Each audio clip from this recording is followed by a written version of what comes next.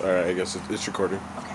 So this is Rio's sound sensitivity test. So we've got 3 different things. We've got balloons, compressed air, and a siren. So we're going to go ahead and expose him to those sounds.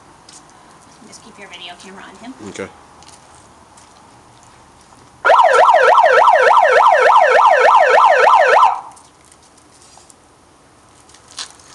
And he recovered pretty quickly now. He came right over to the item.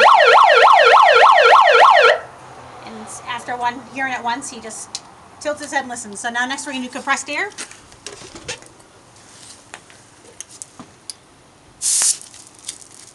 Actually, the pop just popped right off. So you saw that, and then he's coming right back.